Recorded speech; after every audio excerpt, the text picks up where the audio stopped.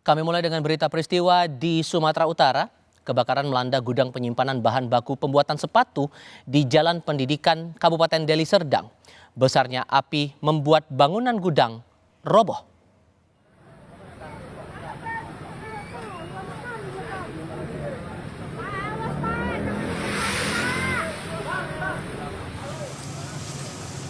Pemadaman dilakukan tim dari berbagai sisi bangunan agar api tidak menyebar ke bangunan lain.